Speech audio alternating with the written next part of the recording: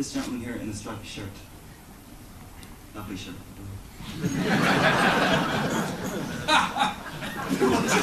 I just know Andrew. And, my name's Andrew Pierce. Can you hear me? No. it's a lovely person in that lovely shirt. Very much. This is a question actually just for Boris Johnson, if I may. Boris, as part of your attempt to broaden your appeal, you've highlighted the fact your grandparents are Turkish to appeal to the Muslim community, and on the BBC Radio Asian network this week you told the presenter you could out-ethnic the ethnics. You probably needed to remind us of that, bearing in mind your shock of blonde hair. As you're today in a predominantly lesbian and gay audience, can you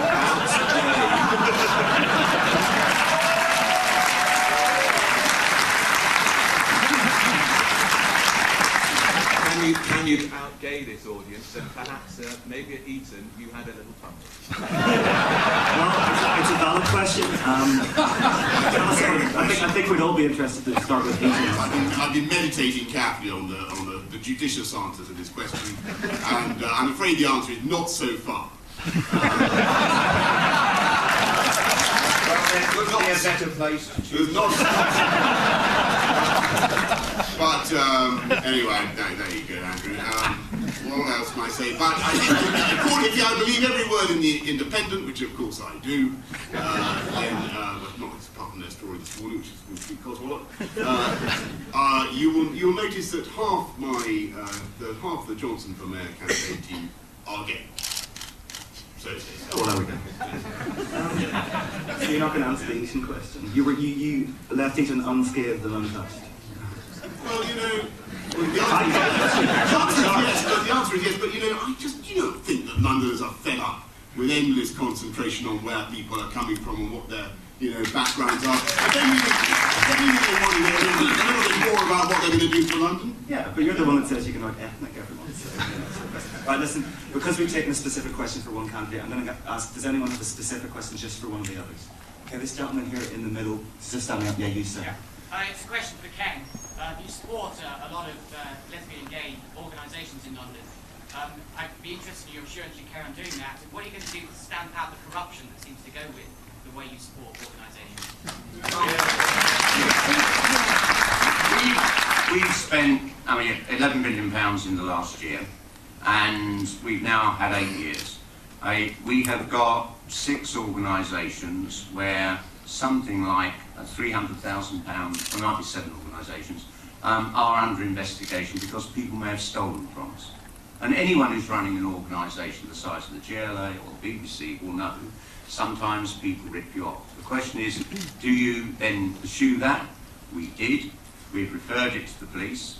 One member of my staff has had to resign because they failed to declare a free trip on Virgin Nigeria to a holiday camp. Another has had to resign because of inappropriate emails. But when you actually look back at the last 3 governments under Thatcher and Major and Blair, where nobody's seen it survive from beginning to end, with a series of crises and disasters, I think on that basis we've got a pretty good and honest record.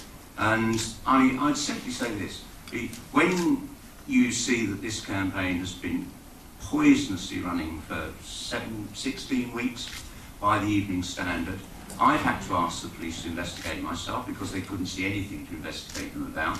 I had to search to find a barrister to look at anything that might not be illegal, but might be inappropriate.